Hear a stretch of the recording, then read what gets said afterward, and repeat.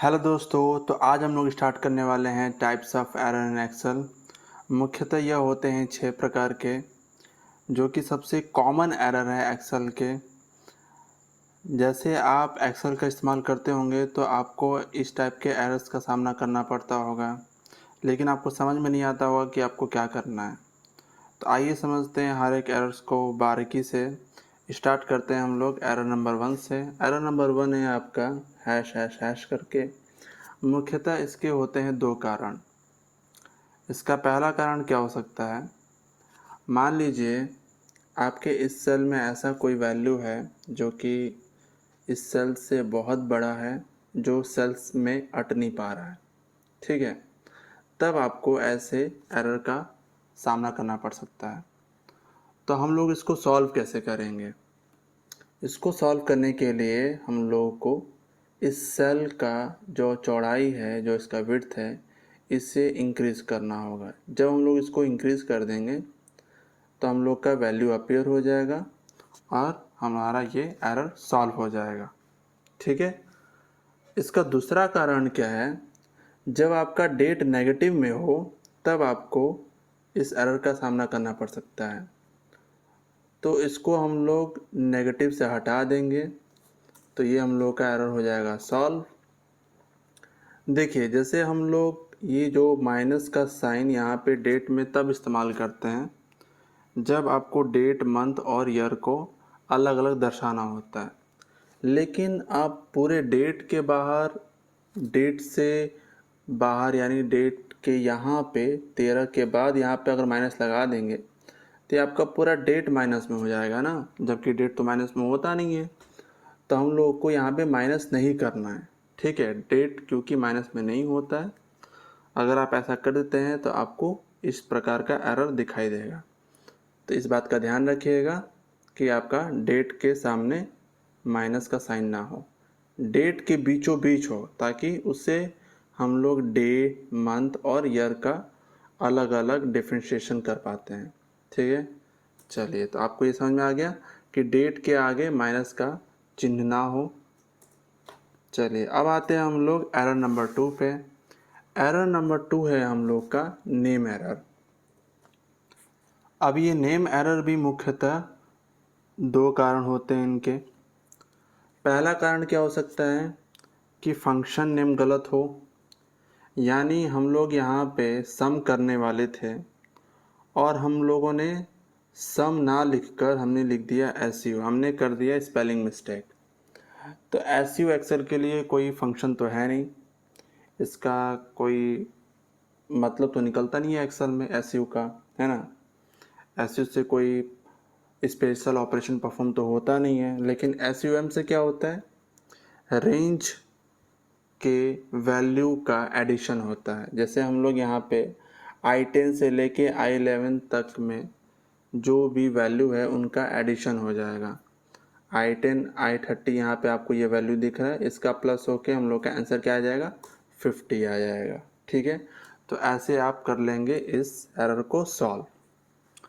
इसका दूसरा कारण क्या है, जब आप किसी रेंज का नाम रख देते हैं, जैसे मान लो यहाँ पे हमने इस रेंज का नाम रख दिया डेटा, या फिर हम लोग यहाँ पे इस रेंज का नाम रख देते हैं मेटा, ठीक है। और हम लोगों ने क्या किया, इस फॉर्मूले में मेटा ना रख के हम लोगों ने यहाँ पे लिख दिया डेटा, ठीक है। जबकि इस पूरे शीट में कहीं पर भी डेटाज नाम से कोई रेंज का नाम ही नहीं है। तो जब ये नाम एग्जिस्ट करता ही नहीं है तो आपको यहाँ पे नेम एरर दिखाई देगा। जब आप सही नेम डाल देंगे तो आपका ऑपरेशन परफॉर्म कर जाएगा। तो यहाँ पे हम लोगों को क्या लिखना चाहिए था, हम लोग का इस रेंज का नाम हमने क्या रखा है, डेटा रखा है, ठीक है। और हम लोगों ने यहाँ पे क्या लिखा है, डेटाज लिखा है। हम लोग क्या कर देंगे, यहाँ से एस हटा देंगे और ये हम लोग का आ जाएगा आंसर, ठीक है। चलिए, अब आते हैं हम लोग अपने एरर नंबर 3 पे। अब एरर नंबर 3 हम लोग का क्या है, एरर नंबर 3 है हम लोग का रेफरेंस एरर। अब रेफरेंस एरर को समझने के लिए यहाँ पे ध्यान दीजिएगा। मान लीजिए यहाँ पे आप K15 पे कोई वैल्यू लिख दिए, मान लीजिए आप 0 लिख दिए, ठीक है। और इस K15 को यहाँ पे हम लोग लिंक कर रहे हैं। यहाँ पे हम लोगों ने लिखा इज इक्वल टू और लिख दिया हमने K15। तो यहाँ पे जो भी वैल्यू होगा वो यहाँ पे हम लोग का लिंक होके दिखाई दे रहा है, ठीक है। यहाँ पे हम लोग अगर 10 लिखेंगे तो यहाँ पे 10 दिखाई देगा। यहाँ पे हम लोग अगर 15 लिखेंगे, 25 लिखेंगे तो यहाँ पे हम लोग को 25 दिखाई देगा, ठीक है। यानी ये जो सेल है ये यहाँ पे लिंक हो गया, ठीक है। ये हम लोगों ने इसका रेफरेंस यहाँ पे दिया है, तो ये हम लोग का यहाँ पे जो भी हम लोग अपडेट करेंगे वो ऑटोमेटिकली यहाँ पे अपडेट हो जाएगा, ठीक है। लेकिन मान लो इस सेल को मैंने डिलीट कर दिया, इस रेफरेंस को मैंने डिलीट कर दिया। रेफरेंस क्या होता है? एक एड्रेस होता है। हमने क्या कर दिया, इस एड्रेस को ही डिलीट कर दिया, तो हम लोग का जो एरर आएगा वो क्या आएगा?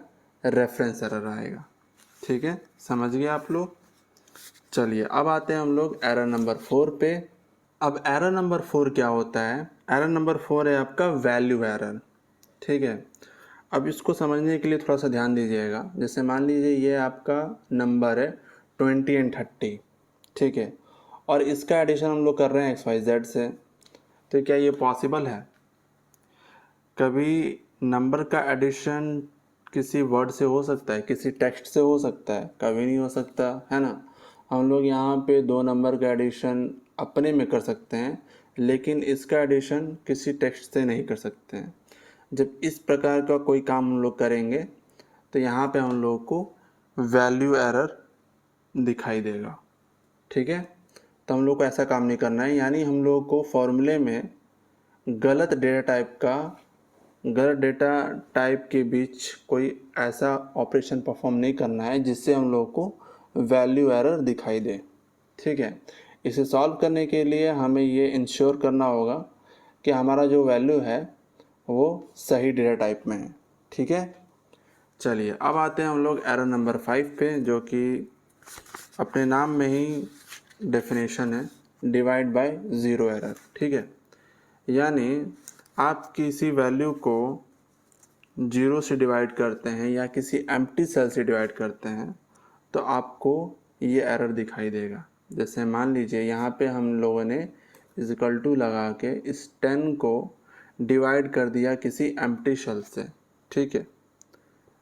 इस 10 को हम लोगों ने डिवाइड कर दिया किसी एम्प्टी सेल से, तो ये हम लोग का एरर आ जाएगा डिवाइड बाय ज़ीरो एरर, ठीक है।